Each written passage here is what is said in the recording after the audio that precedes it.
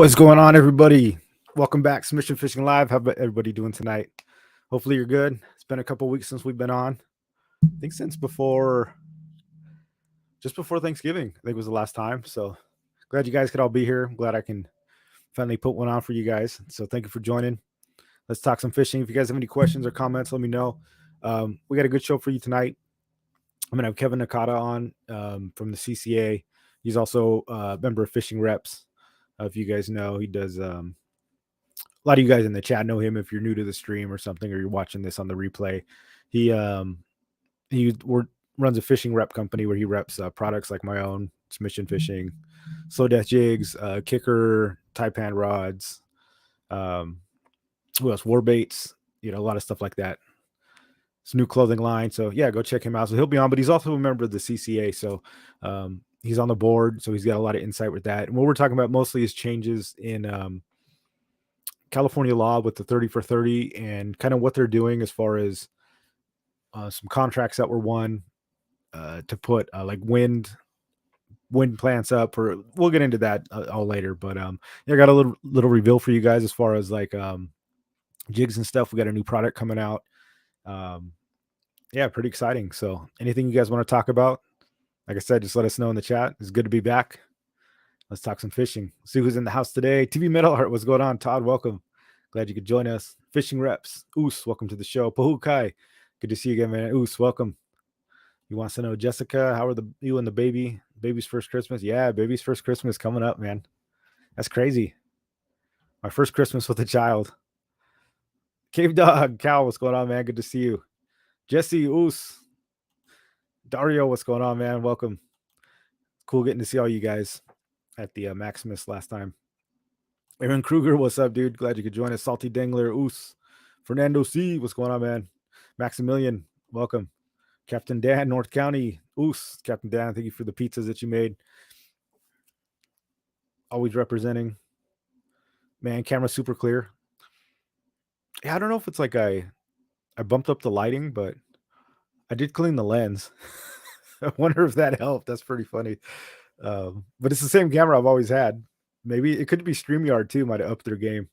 You just never know. It's all right. Wait till you see Kevin's camera. You'll be like, I'll look like 8K. No, I think he switched it up because I was hassling him. Tug Ruben, Oos, what's going on, man? Leonard, welcome to the show. If you guys are new to the channel and you see people typing Oos, basically just means that they've liked the show. They gave us a thumbs up. So if you guys please give me some likes to help with the algorithm and stuff, especially for today's topic. It's pretty important. Get awareness out about what's going on, all that stuff. Chris Arshadera, what's going on, man? Congratulations on your another CCA board member here, host of the CCA podcast, of course, and the Doc Talk podcast. Glad you could be with us. Yeah, so let's see here. What do we want to do first? I've got a bunch of articles. I don't know if we'll get in there too much. I'll send one. I know Captain Dan sent me a pretty funny article about like some sea lions where they're getting complaints now, and I'll send you guys the article at Oceanside. And it was funny. I know Captain Dan's also a member of the CCA, and how he was talking about people are kind of upset because they don't know what the sea lions will do.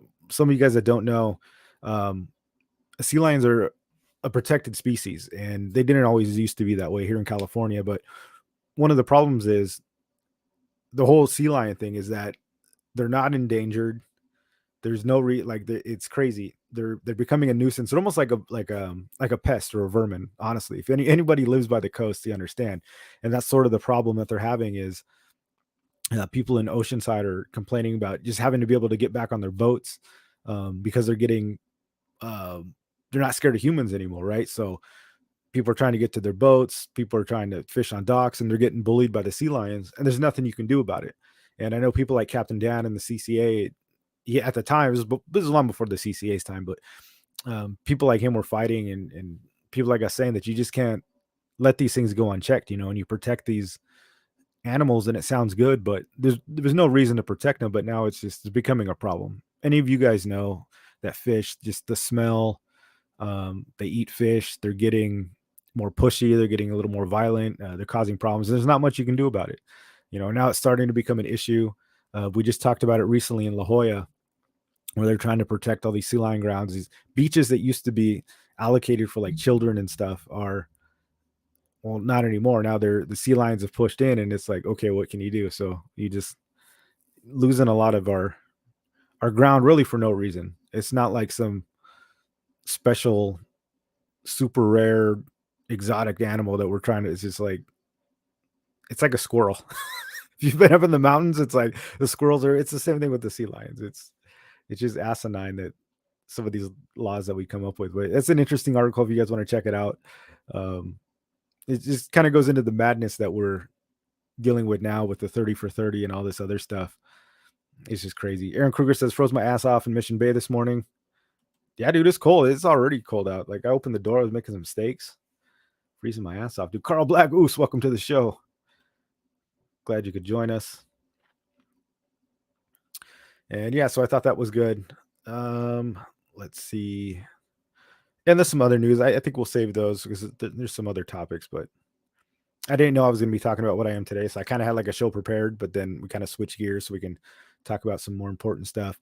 So as far as announcements go, there is the BNS Toy Drive, guys, is going on. So at the BNS Brewery in Santee, that's this Saturday between 4 p.m. and I believe 7 p.m. So bring a toy, or so unwrapped toy or a canned good. And there's going to be a lot of stuff there. It's a fishing event. CCA is putting it on. They're going to have a podcast going on while they do it, kind of a special show. And there's going to be raffles and stuff. I believe if you bring a toy, there's going to be a raffle. I'm going to be there, so I'm going to have a little setup. I'll probably be selling some jigs. If you bring something, you get 20% off anything I bring. So if you guys want a little sale on some items, definitely come down. Bring something. Just show up. Come say what's up. Come meet the guys. Come. It's for the I believe people up in Pendleton, the military. So, just helping the guys out in Christmas. A lot of us will be there. So come say what's up. I think it'll be a lot of fun. Really appreciate you guys just showing up and just to support, let's show them that the fishing community is a good community. I think that's really important that we represent well. People see us, they see what we're doing in the community, help respect us. So it's always good fun, good group of guys. There'll be other people there too, other vendors and stuff like that. So yeah, come say hi, come bring something for the families, and I think it'll be good. So that's this Saturday, guys. So be there. I might have to dip out a little early because I got one of my buddies is having like a pre-wedding dinner at 7:30, so I might have to leave it just a little bit early, but I'll be there for most of the time for sure. And it's BNS Santee. Bring a toy. Hate Seals had a couple bad. Joey Bassett, what's going on, dude? By the way, Hate Seals had a couple bad experiences with them at night kayaking on the beach. They need the tax man. Yeah, dude, for sure. You guys, I've got one of my first famous stints on camera was one of the freaking sea lion almost jumping into my kayak, trying to get a barracuda straight up almost in my boat, man. It was pretty sketch. It's just crazy. They don't care anymore. They don't, people feed them. That's sort of the problem too. So it's crazy. Captain Dan, I'll see you at the BNS. Heck yeah, man. So a lot of people will be there. Oh, Todd's not going to make it. That's all right. You'll be with us in spirit. Doug Rubin, what's going on? Don't know if I saw you in here. Welcome to the show. Yeah, Saturday's going to be kind of funky fishing, I think. The weather's been really weird, but yeah, we're kind of running out of time on early December. Remember, guys, rock fishing is going to be done pretty soon. So the end of this month, and we still don't know kind of what the rock fishing changes are going to be. So keep that in mind. It's like they're going to switch it up. We're probably only going to get no more than 5 months next year. So definitely get out there and get some rockfish if you want to. There's going to be a couple months of bass fishing, halibut and bass. I mean, that's what we go to. So second announcement, Spotty Bowl, guys. For those of you guys that don't know, they put on a big tournament here called the Spotty Bowl. If you're into spotty fishing and competitive spotty fishing, or even if you haven't done it before and you want to try it, there's different leagues. There's, kind of beginner leagues and stuff like that. And I'll put the link in there if you guys want to sign up. There's like masters, beginners. So even if you're like new to competing and you want to compete, it's a good thing. It's a league that goes on. I've competed in it a couple years. Got my trophies back here. Got that shiny first place in the corner. But yeah, I didn't win it all. Just won a couple of the rounds, but it's good stuff, guys. I mean, try it out. And if you really want to compete, you can get into the Masters division. That's starting next year. It runs a couple months. It's a divisional thing. It's not just one tournament. It's multiple things. So, and you guys watching the restream, definitely go sign up. Check out that link. You go to baywars.com, the events, and yeah, definitely sign up. Go support. It's a blast. Try it out. The last but not least, I think I'm gonna start heading to Baja for rockfish now. Yeah, I went down to Mexico a few weeks. I haven't fished in a few weeks, man. Haven't done that in a while, but I just went down to like the South Nine, looking for fish. Last but not least, before we get started on our main topic, they have arrived, guys. You know you've been asking for them. The 10 and 15 gram submission fishing jigs are now on the market. We've got 10 and 15 grams Sumo and Assassin. We got 3 colors. This is like the orange pumpkin. So it's like a dark green orange. So we kind of went like freshwater colors, but obviously they work in freshwater too. I mean, saltwater. This is like the green pumpkin and orange. This is the 10 gram. If you guys want to see it,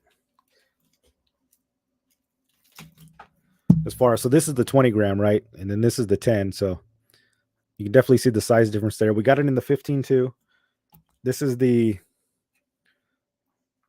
shad color we got. So again, going with that little freshwater theme. We just got the silver shad, got the 2 hooks on top.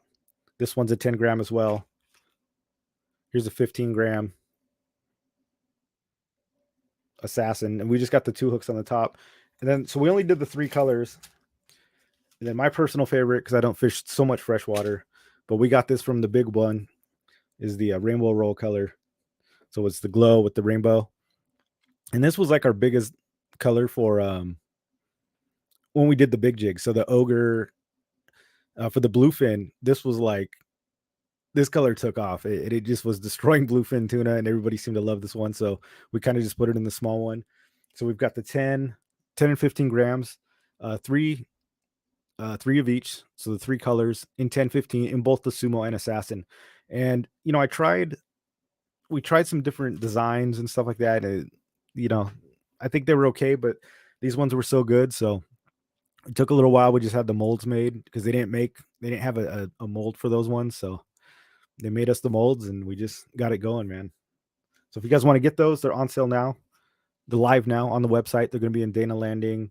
Island Tackle's got some. I think Fisherman's Access, and they made big orders too, so we're shipping those out tomorrow. They're all boxed up, pretty much ready to go. Dana Landing's going to have them, guys, if you want them on hand down here in San Diego. But yeah, that was the big announcement. We got this one. Look how tiny this thing is.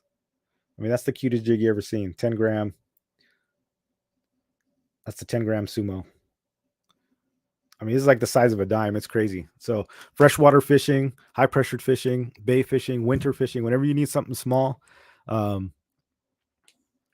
we can get those out. I know you guys have been looking for them. So I have a really limited stock online right now. So I wanted you guys to have the first go at it. So it's live now. If you want to get them, go ahead and get them. I didn't want to release them early because you guys are the listeners here. You help support everything. So I really appreciate it. And if you're one of the Warlord members on the channel, so we have channel members, I'm going to send you one of the smaller ones in your little thing. So you get jigs every month. So you be getting one of those. Oos, go get it, Salty. I might have given you one. I'm allowed to call jigs cute. The Sumo's cute. Baby Sumo is cute. That's right, man. Oh, the jig on the wall was going up, dude. This is actually made by TV Metal Art, who's in the chat right now. This is the jig he made, but he actually does art for like pretty much anything you want. Yellowtail, halibut, dorado, tuna. He does awesome work. And he made this for me, super special. So TB Metal Art, check out his website. Yeah, dude, he can do anything. So it's pretty cool. See some of his art, even on his website. If you have any questions, go ahead and hit him up. Benji Tomcat Moreno, Oos, listening live from Shelter Island Pier Fishing. Hope you're throwing those submission jigs, dude. That 15 gonna slay in San Diego Bay deep. Hell yeah, man. think I got one coming your way. All right, guys, without further ado, announcements out of the way. We're going to bring on our special guest, Kevin Nakata. Ooh, Bling that's what I'm talking about. bling Damn, blinging. you got the collection, man. How'd you get those? Oh, I know a guy. Oh, you got a connection. You got to work hard for him to get them. That's true. We're not going to tell you what he had to do, but he got it. Graham, what's going on? Welcome to the show. So, Kevin, let's talk. What's the news that just kind of came out today? What are we dealing with here? Well, first, I got to say that the 10 gram is pretty bit. Lane's been out there smacking in Newport with the 10 gram. So he likes the orange pumpkin, just letting everyone know that seems to be like a kind of the real deal color. Everybody seems to like that one. Yeah, for sure. Like that bluegill, kind of green and orange. Yeah. That thing seems to be the sauce a little bit. This is a 15. Because even in saltwater for spotties, it's got like that it's like that razor clam look, right? It's got the orange, and it's definitely, I can see a parallel there. So kind of they're eating it. Ends, yeah. I think the size is perfect too. So, normally we couldn't really fish a 20 gram in less than 10 feet. Now you got an option. And there's plenty of time. Times now, because every time that I threw a 20 gram in shallow, it just seems to be, kind of like too heavy. Yeah. Yeah. And watching all this video now I'm taking of the vertical pilings, I'm starting to understand them a lot more than I ever did. So yeah. But that was something we needed, so finally got it done. Lots of we tried so many different styles, and it was like, why didn't we just stick with what works? I was trying to create something different, but it was just really no need for it. No, they're perfect. Yeah. And the Sumo and the Assassin are great, compatible. Like they're do different jigs, and they're perfect for each thing that they do. If you're looking to pitch at something, or like, not just pitching, but like if you want to go backwards into structure or give the fish a different look, the Sumo's perfect. Or casting too, because like pulling it and then having it go back into the fish's face is really cool. Not something they see a lot. They usually see it getting pulled, and then it just keeps coasting forward. Right. So this goes up and then back into their face like a lot. So different styles. I'm trying to understand what the camera looks like this. Yeah. You know what's interesting too is like I know we're out getting off topic, but I was reading some early like slow pitch material from like 10 years ago on this like this old website, and it was saying that one of the tenets with slow pitching, which I disagree with actually, was that they don't like, well, one was to not let the jig go back towards the fish. So it was saying to always go up with it and not to go down, which I disagree with. Actually, I think I get bit on the fall and going down almost as much as going up. This course, it's a Japanese article, so there might be different fish there, but it was saying how it's like how the fish didn't like fish coming back at them, and they would eat fish going away. But I don't think I agree with that. I get so many bites with the jig going back down towards the fish. So I think everyone's got their own personal like technique, So I've gotten bit in a lot of ways. Yeah. And I'm not an assassin guy as much as a Sumo, But you're an assassin guy. I think you're a Sumo guy too, but would you say you're more of an assassin person? I think so. Yeah. Yeah, I can't really like, for me, it doesn't get, it's just me. I don't think I get bit as much. So interesting. Yeah. So this stuff that, where to start? So tell us what it is, kind of what's happening. What's California doing? A lot of things. But that's kind of what I'm thinking about, what I'm going to start with. Let's give some background. So for everyone who doesn't know what 30 by 30 is, and you keep hearing about it, essentially it's a national agenda put on by the Biden administration, starting in 2020, to reduce the dependency, to increase the preservation efforts, and trying what they call conservation, conserve 30% of the public land to be able to allow wildlife to flourish, basically in the MPA style, where it's protected, not conserved. Just remember that. It's also 30% of water, right, and land. It was both, right? Public, yeah, it's public. It could be. It's not like 30 land and water together. It was like 30 land, 30 water, right? Terrestrial. It could be water. There's any public land. Right. 30%. 30% of yeah. all California land. No, all of the entire United States.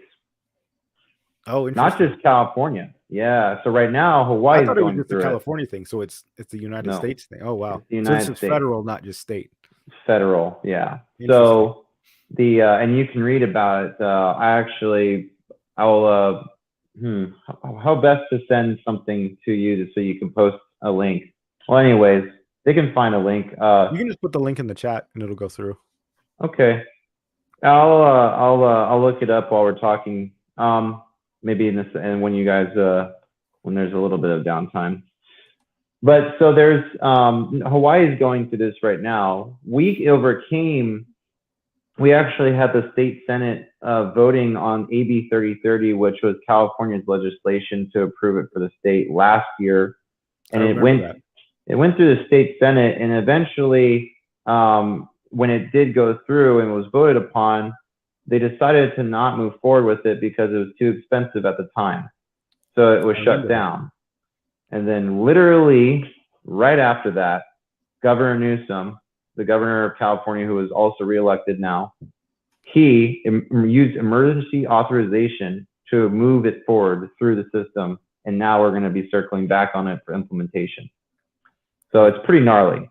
That's coming back around. So it's not over. It hasn't been over since it started. So Hawaii's got this now too. And they're going a similar route, but it's even more misunderstood because they're trying to get it through so fast through the system that the community can't react, and they're not organized over there. They don't have CCA. So It's tough. They're going to have to figure this out in a big way. The same targets, public land, public access to be able to go fishing. So anything that was good in Hawaiian Islands is kind of limited. Mind you, it's an island. There's a bunch of them, there's 7 islands, and we're talking they're going to take 30% of the fishable areas access, particularly from shore. Really crazy. So, the crazy thing is, like you're saying, so we're just talking about, it's not even conservative. They just preservation. It's just like they just block it off basically. Yeah. That's what it is, right? It's not conservation. This is not a conservation effort. It's a close down. They close the land down and just nobody can use it. Land grab. Right. It's a federal land grab. Right. But it's not like they're not trying to grow anything on it. They're not trying to let species flourish. It's basically they want 30% just to close it, basically. Yeah, their concept is that no human interaction means things go, do their thing better. That's their whole mantra, is like 0 human interaction means better. But if anyone's been fishing in California in the last 6 years, they would know we have the best fishing that we've ever had in century. Well, a century for sure. On record, we have so much biomass of food. Anchovies are going absolutely nuts this year, or the last few years, I should say. Bluefin have been just going wildly maniacal on these things, exploding on them. And here's Chris giving us more. Yeah. To give a reference, each state is going through implementing 30 by 30 efforts. Most states are protecting saltwater anglers and their access in the language of the 30 by 30 bills that run through the state senate. Yeah. California has the opposite approach. Of course. Yeah, and not just California, Hawaii too, but like it's really targeted. And think about how most things have worked in general with implementing, whether it's homelessness, trying to develop programs to help facilitate homelessness, or Uber, there was some things talked about for contracting and, regarding employment versus contracting. So things start in the West and move East. It's just the way it's been. Yeah. It's easy. We're an easy target because we're a fractured community. We can't come together on decisions, and we don't have the efforts to go and do it. It's also very expensive here, and there's a lot of stress pulled on people to take the focus off, you know. There's also a lot of money here, and money speaks in a lot of ways, and sometimes it gets tied into politics. And this is a perfect example we're going to talk about tonight with the wind farms. So Right. Come back to full circle from 3030, which we just overcame a long time ago before we got to this point. There was some instrumental decision making to basically lay the land on this whole scheme. Okay, this is possibly since Obama's administration. There's legislation that was basically putting forth an effort to create more environmentally safe environmentally conscious energy production. And that included solar, that included wind farms, all sorts of things. And renewable energy is the hottest topic right now. Right. And many industries have come, full circle on this. And you have petroleum companies now starting to invest in this. And so a huge amount of money is shifting towards renewable energy. And there comes now to the decision of bringing what's called a offshore wind farm.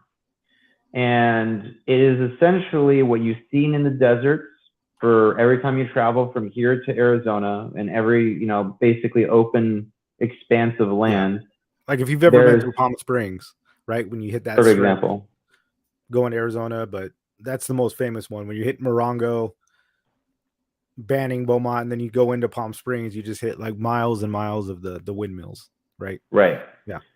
And so it is now going to be implemented offshore on the west coast of California.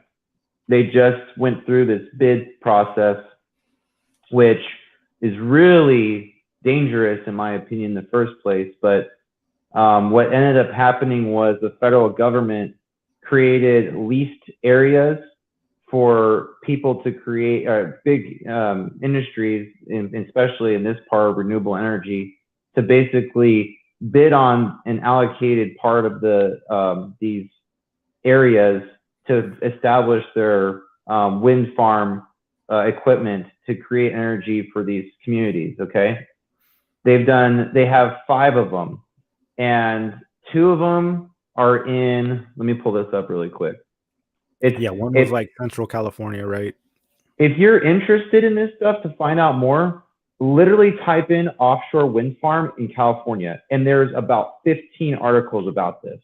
The CNBC, Reuters, I mean, name it. It's just a giant push to make this okay. Like it's pushing people to see this in the best light when they're just trying to get their agenda across. Okay.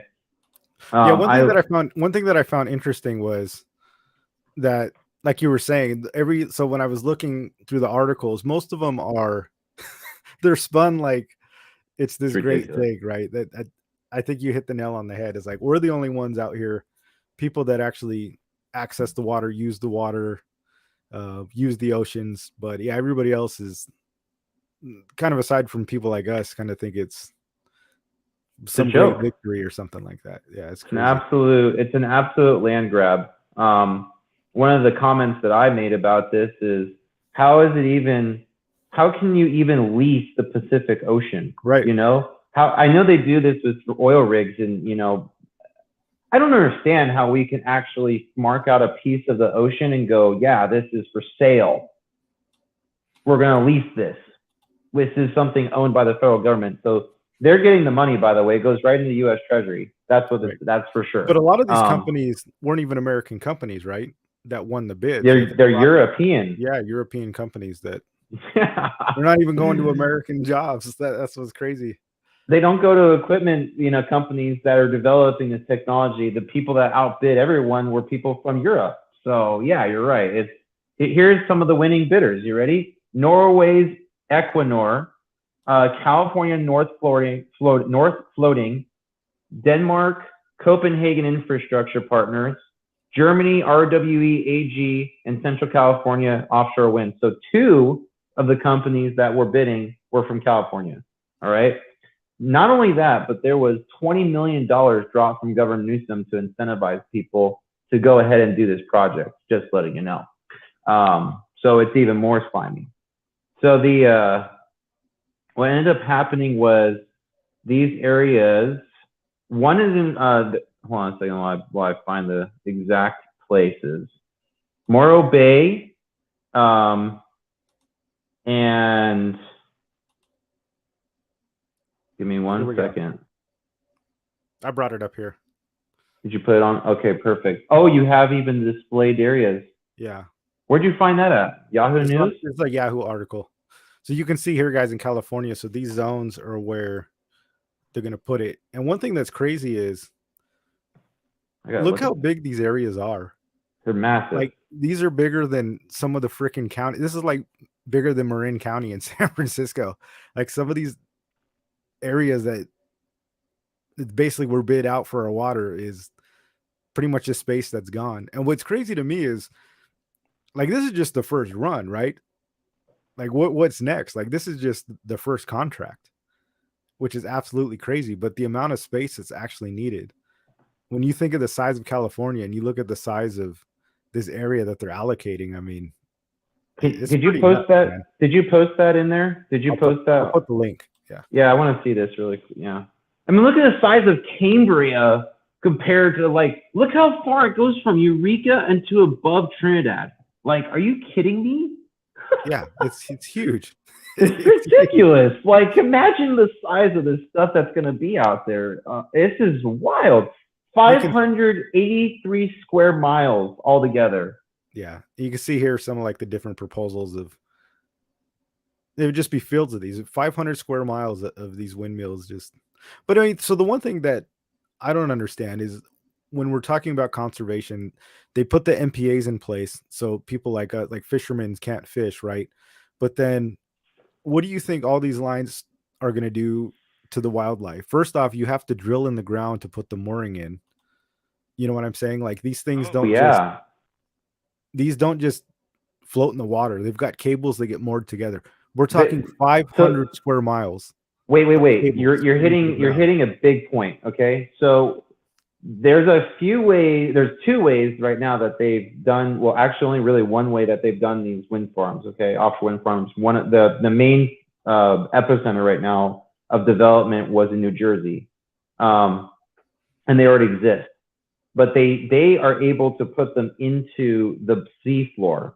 Okay. And anchor them. Right. We are so deep out here. You know, some of these places you're fishing, they're like 3,000 feet. Okay. Deep. We're not talking 100 feet. We're talking 3,000 feet.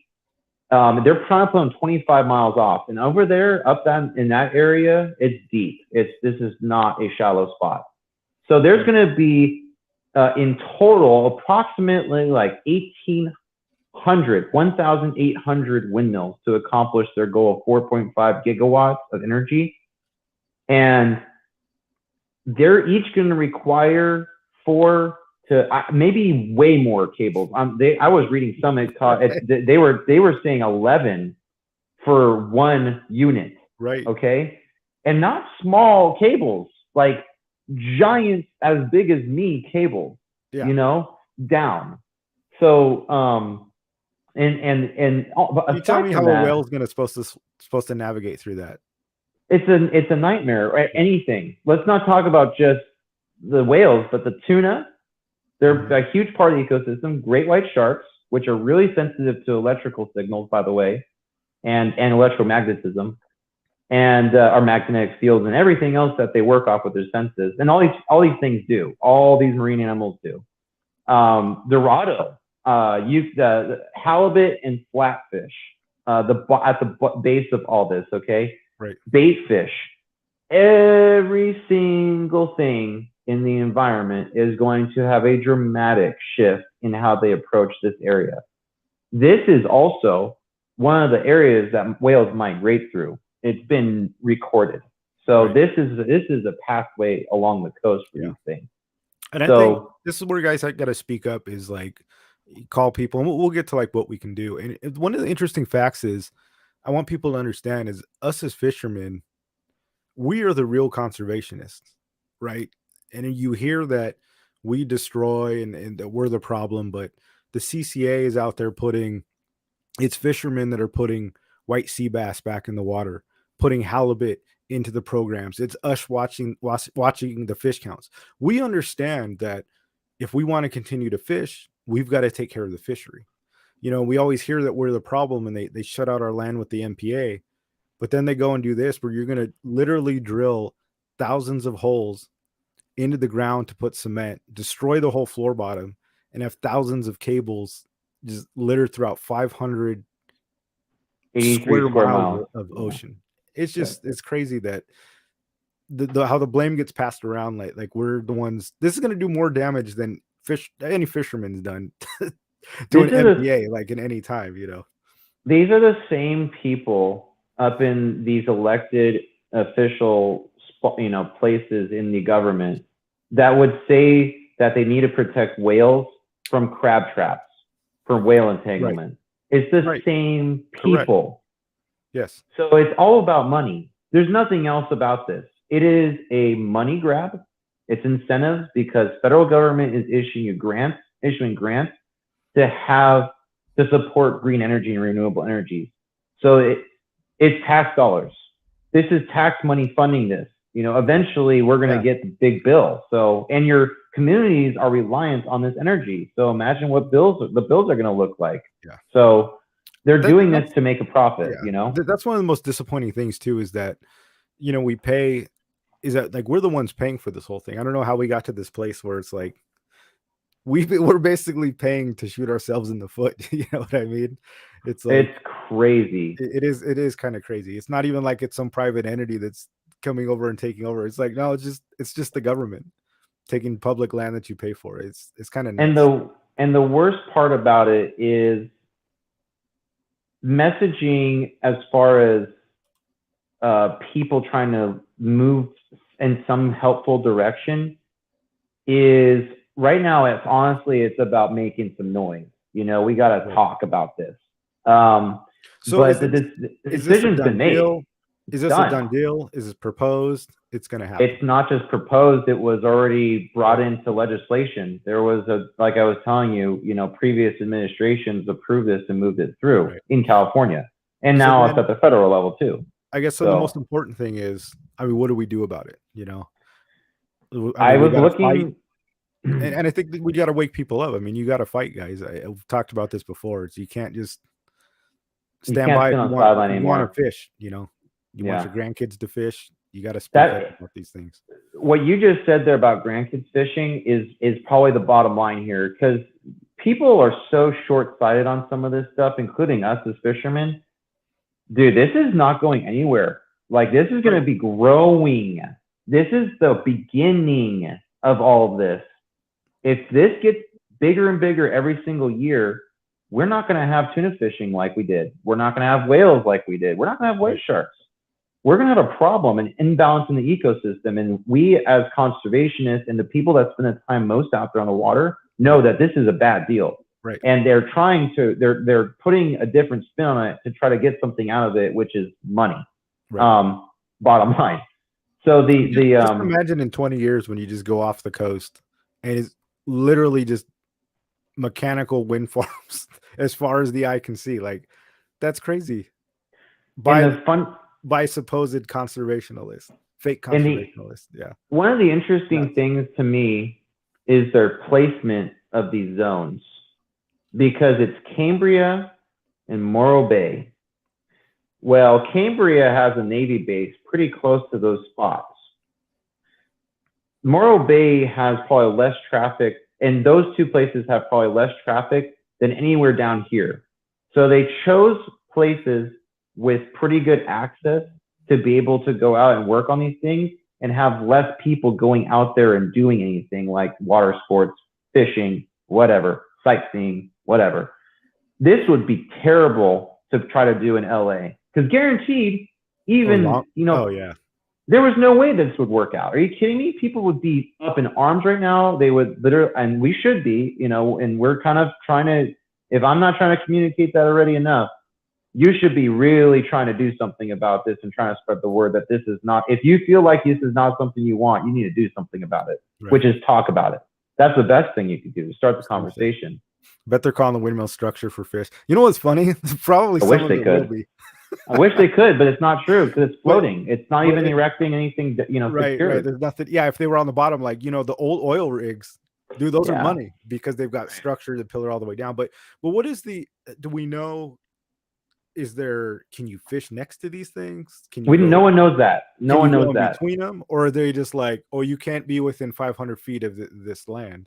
Okay, here's what I think is going to end up happening. This is my speculation. This is not what's actually going to go down. So, whatever happens after this. This is just hearsay from what I'm thinking. I'm willing to bet they're not going to let anyone near this area because it's a liability issue. If someone dies by crashing into one of these things, it's probably going to go bad really quick. So the companies are going to get sued big time, and they're going to get sued big time. So I would imagine they're probably going to have patrol. They're probably going to make sure people don't go anywhere near this. And they probably have, they already have access to radar to go and like see people going into an MPA and prevent them from going in there, basically. Right. Okay. They'll put a patrol out and tell them to go to this zone, to this spot where this person's going through. So it's not unfathomable that they can just go out there and just find someone that's going through there and be like, nope, can't go through here. Got to go around the whole thing. So, I can imagine that. It's probably a likelihood. That's just me seeing like big picture with the amount of money being played around with this thing, $757 million. These guys have a big stake in this thing, and they're not going to let someone die around this to threaten that. So, but I mean, that's just, it's such a huge chunk of like, just to go around that. If you're going offshore, say north of Morro Bay, just to go around that zone, you're not going like around another like hour trip to like get around it. It's nuts. No, it's more. It's crazy. Yeah, it's more. It's a big time move. Yeah, so let me bring this up again, guys. This is one of the proposed zones, right? Down here is the Channel Islands. Look how big that is. Yeah. Have any of you guys gone from one end of the Channel Islands to the other, or gone around it and knows how long it takes? Look at this zone. Is basically the size of the Channel Islands. That's a lot of space. With the one up in Eureka. So when you put it into perspective, I mean, that's crazy. So just imagine this, guys, down in Southern California. Imagine this just right here, right in Oceanside between, or that's not Oceanside, but north of Long Beach and Santa Barbara, right in between Catalina and the Channel Islands. It basically takes up the whole space. Like, how do you navigate that, and how do you get around that? And they're saying they don't know what they're going to do with it yet. How do you propose something and put that in the books when nobody even has an answer whether you can travel through it or not? It's just crazy. It's about speed. They were trying to get this through as fast as humanly possible so people can just be okay with the idea. They don't want anyone to do what we're doing. True. So the more noise that you make, the less likely things will actually happen. Just look at pretty much everything that's happened in the last 4 years. So what are the odds that this actually goes through? Or do they go bankrupt and it doesn't even happen? I mean, I've heard Captain Dan brought up a thing too, right? It sounds like the maritime, they're not going to let this. The high-speed rail, that was something that they were trying to do too, where they were going to build one to Vegas even. They were going to build them all over, and people got paid out, and then they just went defunct, right? These companies got paid billions, and then they were just like, oh, we can't do it. No, you're wrong. Right. Because it's already in New Jersey. So this is already going to happen in the same volume. Yeah, it's getting up there. So it's a constant project. They're looking at 6 years from now to have more of this stuff kind of established. The questions we have. This is just the beginning. How long have they been in New Jersey? Do you know? That's an interesting case study. I'd be interested to see what they're. We need to have someone from New Jersey. Yeah, I'm curious what the impact has had on their fishing and everything else over there. Okay, so for a while. Dario says, "Is this the best thing they can come up with? Source of alternate energy, really?" Yeah. You want to know what's crazy? I mean, that's a whole nother topic, but you want to know a source of energy that puts out zero emissions into the atmosphere? Nuclear energy. I'm big on this, by the way. I have to. That's a whole other discussion. But like, we closed down San Onofre. Actually, it's part of the discussion. Okay, so I did some research myself. 1 gigawatt is the average output of a nuclear power plant. Right. They're trying to do 4.5 gigawatts of energy output with 583 square miles and about 1,800 windmills. The footprint of a nuclear, the footprint of a you all drive by San Onofre. San Onofre puts out way more power than this. Yes. The thing's not even like probably 100 acres. It's like tiny, and the thing juices up most of like what we could do with Orange County. So it's nuts. Like, I think it was running 10 million homes when it was up. Yeah, something gnarly. And they're trying to do 1.5 million homes with this project. So nuclear, it's a joke. It scares people. You know, they hear the term nuclear and there's zero emissions. Now, waste you have to deal with when it decommissions. We're not in the 80s anymore. It's 2022. They've built technology way differently. You don't see nuclear power plants having meltdowns unless it's Fukushima, having big problems with tidal wave. Because there's many places in Europe use nuclear power. Oh yeah, they're big on it. Sweden or Norway or one of those countries powers their whole country on nuclear power. Yeah. It's a really weird thing to not discuss. It's like you said, nuclear options. There's money. It's a massive amount of money, because think about how much these projects are going to cost and how much they have to build in order to get the infrastructure placed and all the reoccurring jobs that they're potentially going to create or hope to with these projects. I don't think it's anything really that impressive, because in nuclear power, you could have more jobs that are created from the energy produced. So it doesn't make sense. That's completely asinine logic. So I try to tell people that, like, you know, aircraft carriers and submarines, they don't run on fuel. They run on nuclear generators, and they basically run forever without ever having to refuel and have zero emissions. Just think about that for a minute. You're right. We use when we need them for, like, to protect the military. When we actually need something to work, we put them into things that we really need badly to, you know, for the safety of the country. It's like we don't talk about it then, and they don't even talk about it now, because think about how can an aircraft carrier like that run without refueling, or a nuclear submarine? It's because they're nuclear powered. And there's desalination on there using the nuclear power. Yes, they run. The entire thing is run. Yeah. The refrigeration, the propulsion, you name it. It's crazy. The whole thing is running thousands of people. It's this entire city on this carrier is run with a micro nuclear power plant. Yes. A reactor. Crazy. So, and they're fine, you know, like they're the closest to it. Like, I mean, there's probably some kind of nuclear sicknesses, but we're not talking about interacting like that. Like that's, there's a job for that. You know, there's someone that wants to do that. It's not the 80s too, right? It's not the 80s. We got away from it. And just like San Onofre, they got so hard to maintain, so many regulations. They just basically threw up their hands and were like, okay, we're just going to close it down. And now here we are looking for wind power.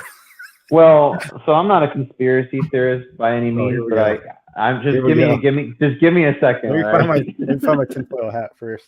I don't know what you're going to say, but go ahead. You're not. So in my opinion, if I was either an oil company or a utilities company, I saw that comment, by the way. Nuco. Coming from Kruger, that's even funnier. Okay.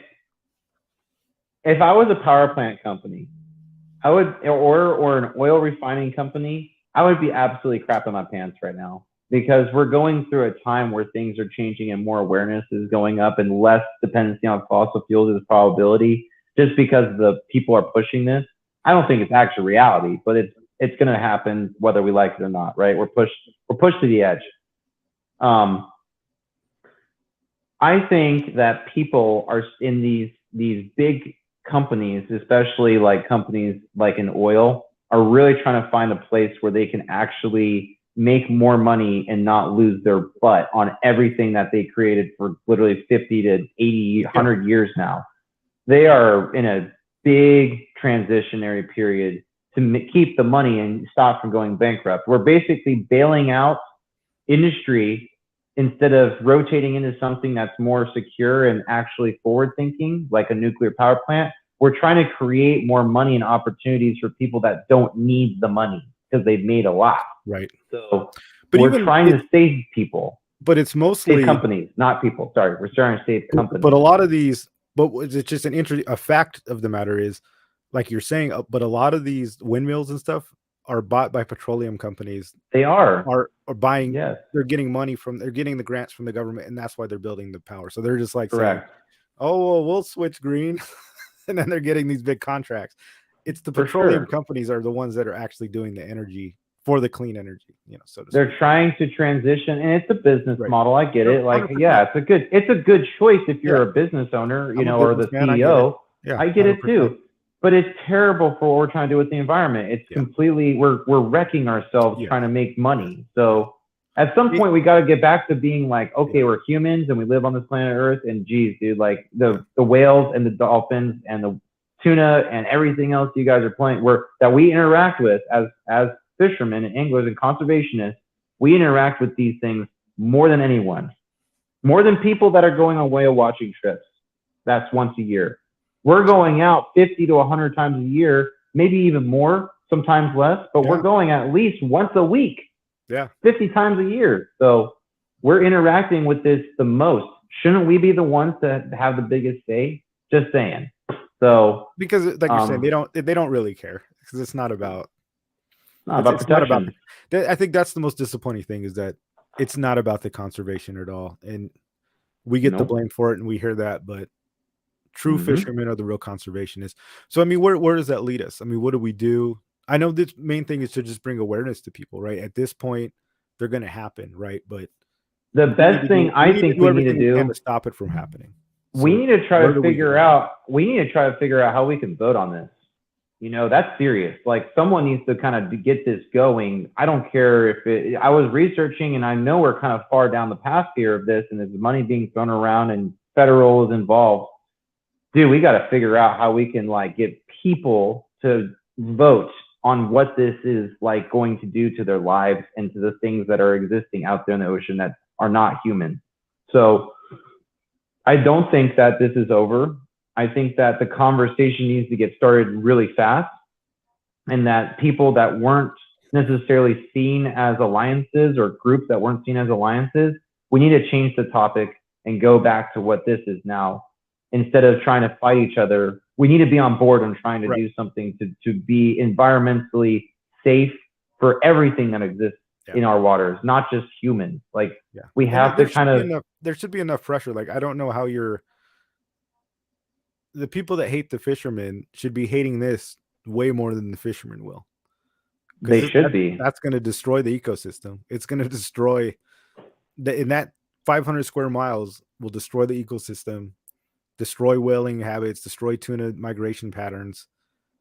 They should be on our side 100%. I get there's one thing we can agree on. 100%. Yeah, I think it's this. I think so too. I would say that Greenpeace honestly is in the same boat as this. And those are people, like I said, that we not necessarily have come to eye on. Right. But this is something that I would say that I would agree with them. We can agree on. This is not a good thing for the environment. So, I'm kind of thinking that the best thing to do is to start. Honestly, if we can figure out a way to petition, that's probably the strongest thing to do. Yeah, it's kind of down the line already, but we haven't really been involved in the decision-making process. So maybe the people should kind of see what we've seen now as far as the strategy and the implementation of erecting these things. Now that we know more, which I didn't know before, even this article you put on Yahoo, I don't know when this was published, but this is new to me. It was today, I think, because all the contracts were gone through today. So yeah, like you said, I've seen just tons of articles about it. Mostly with a positive spin, unfortunately. Of course. Everyone thinks this is the best thing. So, every one of these people that have the skin in the game thinks is the best thing. So I think people really need to get serious about CCA, by the way. I'm out there, dude. I'm 33. So what is I'm the 33 CCA? and I'm a state board member. Like, how are you guys that are out there fishing not involved when I'm out there trying to make sure that your grandkids are trying to make sure they're fishing, and mine too. So what is the CCA? Explain that to us. Coastal Conservation Association. So the Coastal Conservation Association is responsible for, let me read their mission statement so that you guys I'm really clear on where you guys sit in this, because it's a nonprofit. It's a 501c3. We're out here. We're a foundation, or not a foundation. We're an association. We're out there advocating for conservation efforts. Give me 1 second. Right here. The objective. You guys can't see my stickers. The objective of CCA is to conserve, promote, and enhance the present and future availability of coastal resources for the benefit and the enjoyment of the general public. Correct. We're not just fishermen. Well. We're not just fishermen either.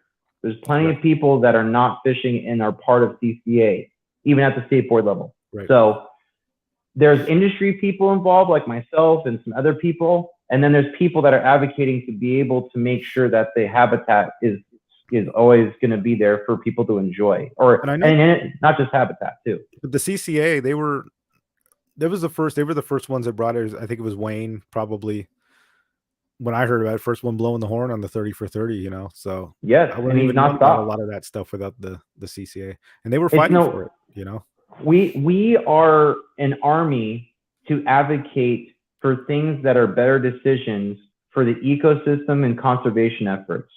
It is important to know that we are there to be in numbers. If you aren't there to support with your number, yourself, you're not helping the cause.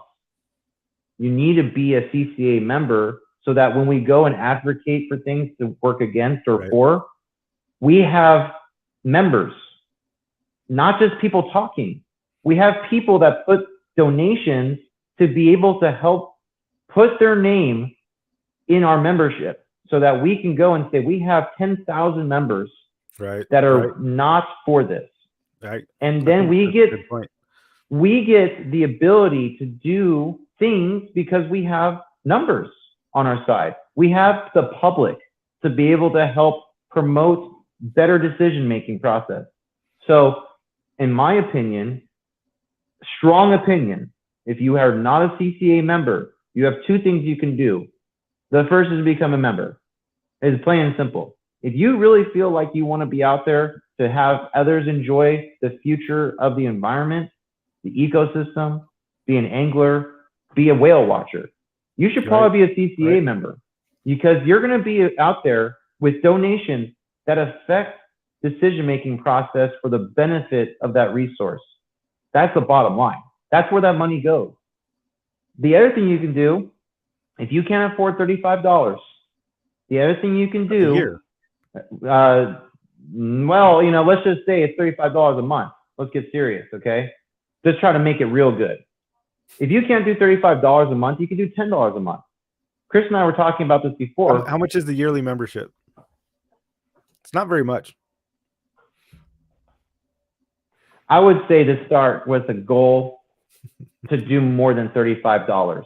Right. Like, don't settle for the bottom of the barrel, because we're in a time where we actually might need to work on donations. I know what you're saying. Yeah, so I agree. Let's kind of go above and beyond just a simple bottom line here. Chris, what's the donation for a year? What's a membership? Man. Some of you guys got to be in there. Jesus. I just signed my check. CCA state board member doesn't even know this. I donate more than that, by the way. So I'm a lifetime member. I'm proud of it. Look. I've been since 2015. Dude, 35 a year. 35 a year. That's what I said. Yeah. That's nothing. I thought it was, I just couldn't believe it's 35 a year, by the way. So it's like, yeah. There should be thousands of people after this, honestly. I hope we get to 1,000 viewers after this. There should be thousands of people waiting in line to be a CCA member, because it's time, dude. Honestly. Yeah. Sorry to call you guys dudes, but yes, it's time. But not only that, you know, it's a lot of good things. They helped fight just recently, like the sport boat engine whole thing. You know, they were it was basically dead. Sport fishing was gone. Like they wanted to impose these motors that didn't even exist, these diesel engines, and CCA man just that's fought just tooth and scratching nail. the surface on what they've done. They've brought back white. That's just recently. That's just recently. In the same time, they've also done 365-day licenses instead of being a calendar year. I did a whole school on that. CCA. Yeah. And not only that, but they've also been responsible for getting data on the how effective white sea bass hatcheries have been. Right. I talked and we're talking some major data that's come back after the otolith. Releasing halibut, they have halibut. Well, that's the same. That's hubs. Hubs and CCA are like they're awesome together, and they help each other so much. And the CCA is a great influence and donator of and being able to help that effort. Chris has got some information for you guys. The program that I was talking about for the $10 a month is Contribute to Conservation. You donate $10 a month, and it helps us to fight not fight, but to address 30 by 30 and trying to be able to get clarity to address whatever we need to do before we even get down the lines any further. We need to start working on this immediately. Aside from the offshore wind farms, that's a totally different awareness. There's two separate things going on. A lot of different fronts are going on at the same time. We just need to be able to know that we have your back and you have ours to be able to do things that really benefit all of us as people that live on the water. Okay, that's the goal. I told you the mission statement from CCA. I've been impacted by it. Okay, I go out there. I know that the MPAs, without the CCA involved, they're not going to be as easy for someone to pass data off of without us going, no, that's not actually correct. So I know that they're going to be there to back me up. When I go and I'm defending that, I'll know that CCA is actually there to go, nope, you're wrong on that. That's actually not data that's usable. You know, you gotta back that up. So 2027 is the new deadline for Tier 4 upgrade engines for the fleet. Without CCA and SAC working together, we wouldn't have had that happen. We would have been like, people would have been broke by this time if they own a fishing boat, a charter boat, and you guys wouldn't be able to enjoy it next year, the year after, 2023 and 2024. So very important to tell all the other people in your life to join CCA. Again, everybody, get them for Christmas gift. CCA memberships. But it's really important to know like why CCA is important. Yeah, on their website, I'm gonna put the link in here.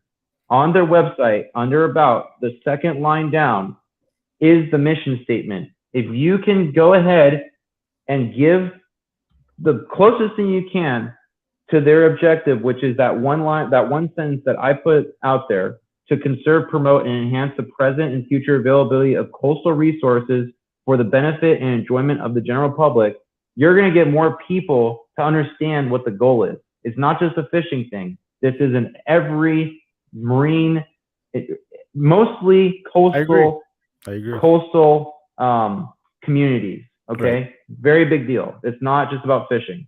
Do you know how many members there are currently? I can't tell you. We don't know. Are you going to be at BNS? I will be at BNS, of course. I'll be at BNS, and we're going to do a, if you guys are there, it's a great time to talk and try to find out more information from a person like me, like Captain Dan, who's in this chat, and from Chris Arechidera, and other people, Muto, that are supporting the CCA, and ask them, what is the CCA and what does it do for you?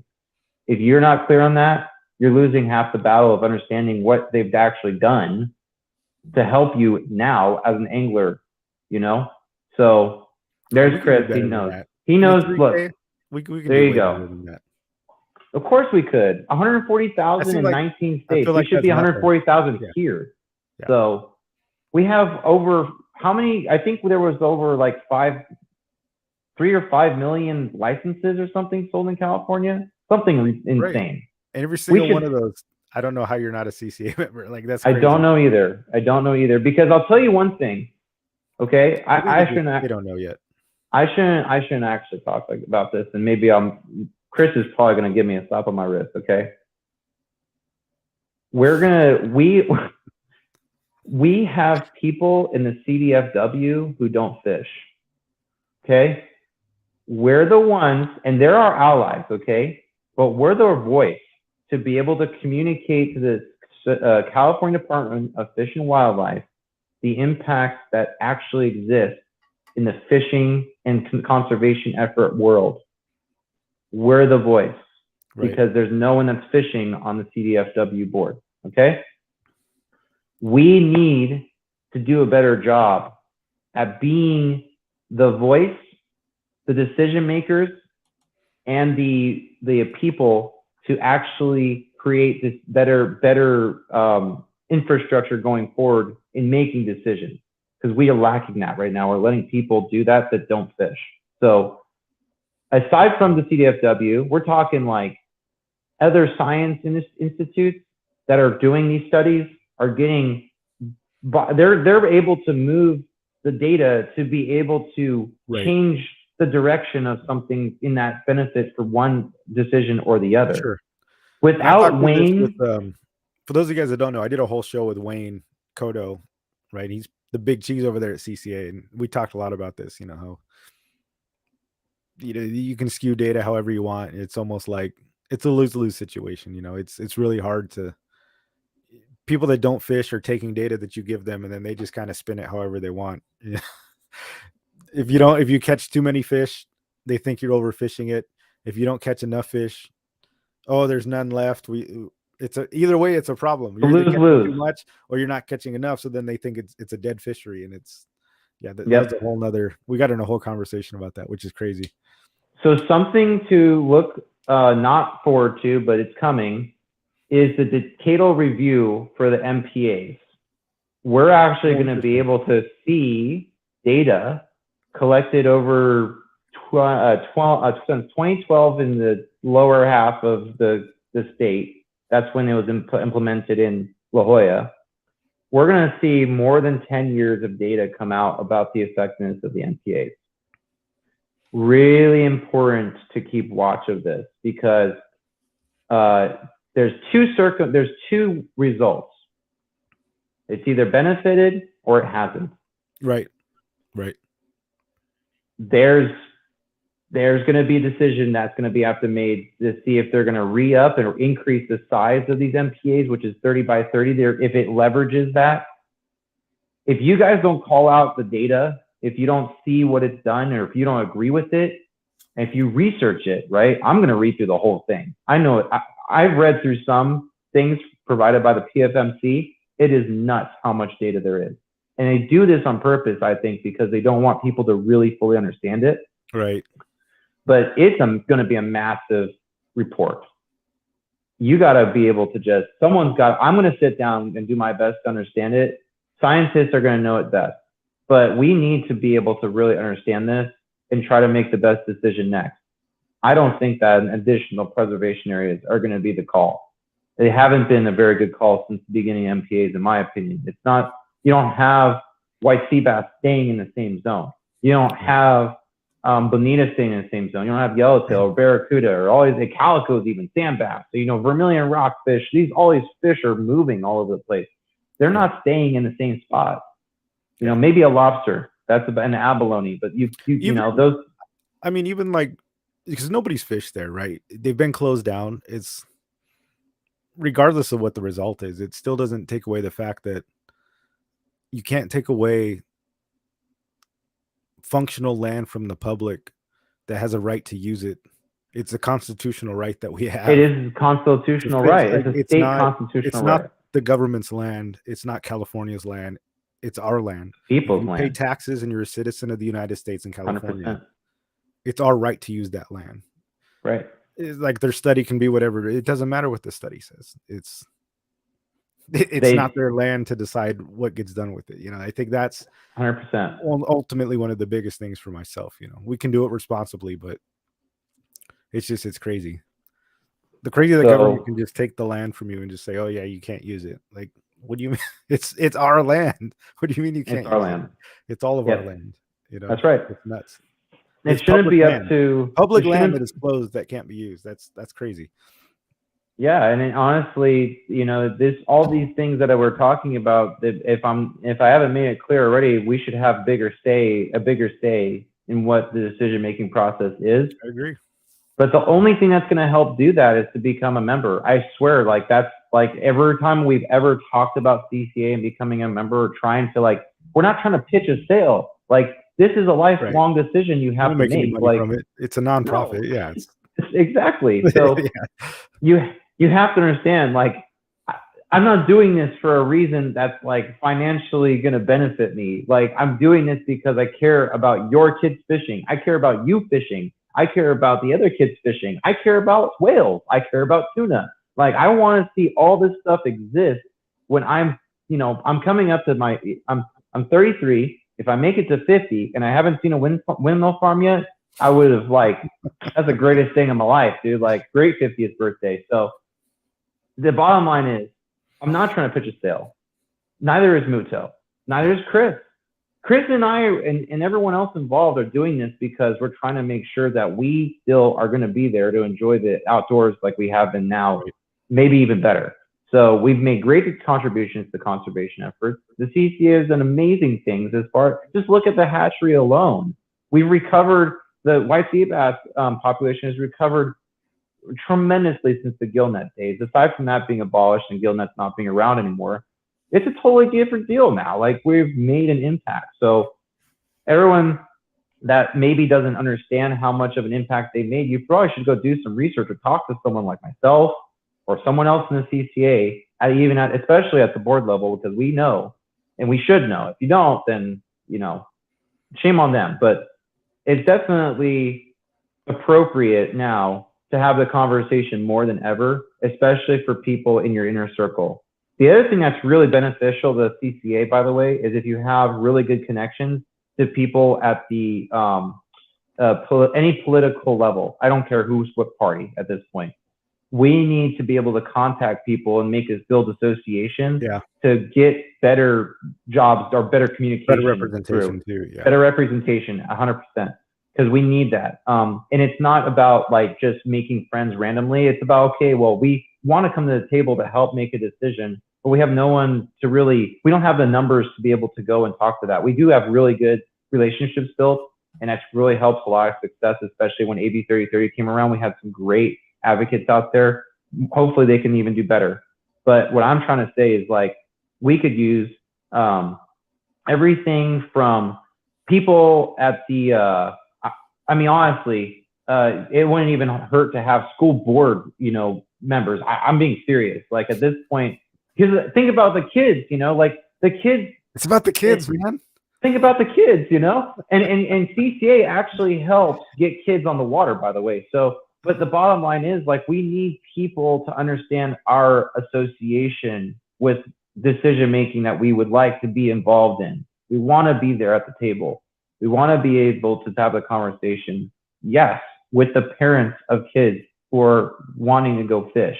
So if they're school board members, that's just an idea, all the way up to senators or even the governor, for Christ's sake. We need someone to be able to get us to that point and direction to be able to communicate. Plenty of leads to be able to be had, I'm sure. So if you have them, there's a lot of ways to get in contact with a CCA member. Pick any one of the, it actually would probably be best if at the first point of contact, you connected with the charter leads, the chapter leads, excuse me. So the chapter presidents, we have 7 chapters. You can look them up on the website.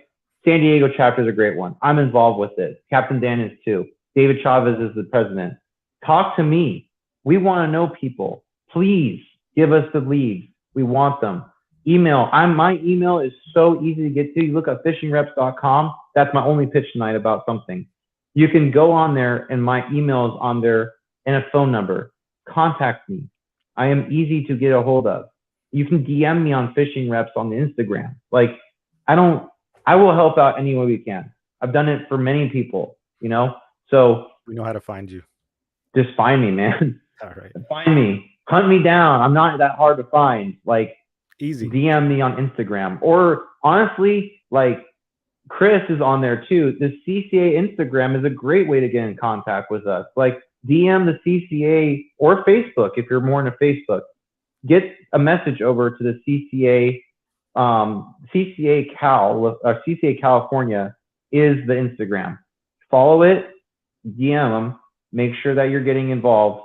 They're always going to get you up to date with anything that needs to be addressed. So, yes, see, Chris is out. Chris is on board. So yeah, he's the man. I preach this a lot. I'm involved in. Oh, sorry. So this is another sales pitch. This is the last one, I promise. It's actually a fun one. If you want, should I mute his mic and see how long he goes? I saw it. All right, hit the last sales pitch.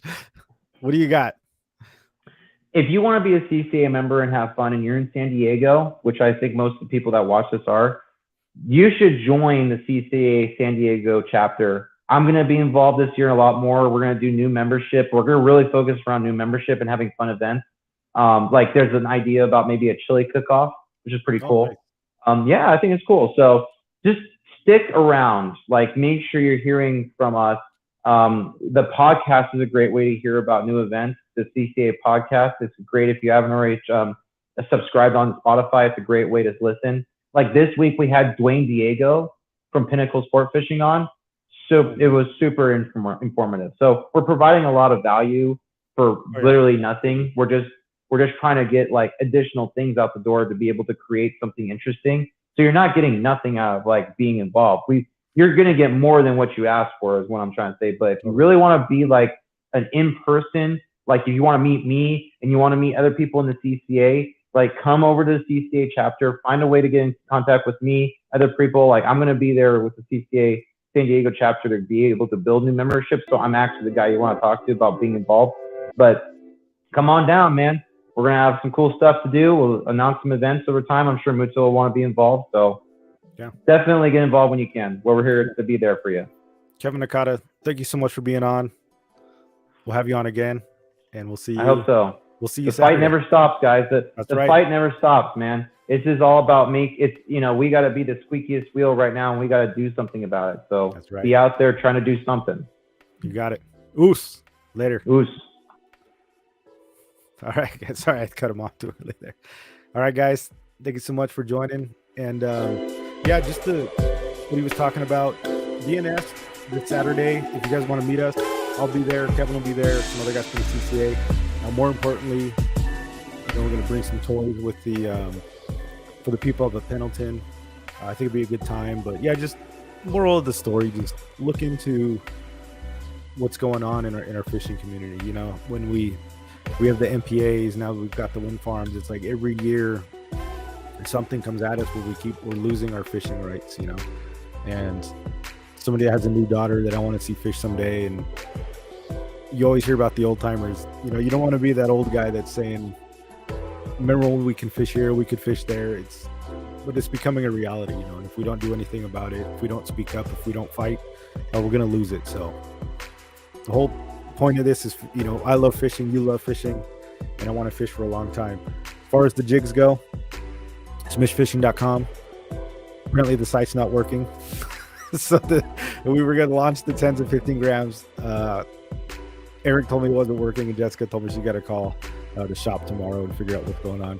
But Dana will have them. Some other tackle stores will have them. All the other jigs are working, but the small stuff isn't. So much for the big reveal.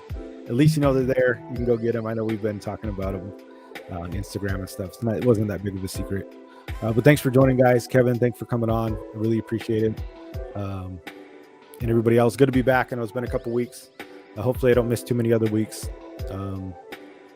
Like I said, we've just had a lot going on. My mama being sick, so she's been here. I've been taking care of her. So this is what it is, guys. If I can't get to it, I can't get to it. But, you know, I want to be here, and I want to be here for the show, promoting fishing and everything else involved. And thank you for everything you've done for all the members. Thank you for being members and helping support the stream. Yeah, guys, smishfishing.com. Get your black belts in fishing. And we'll see you on the next one. Oos.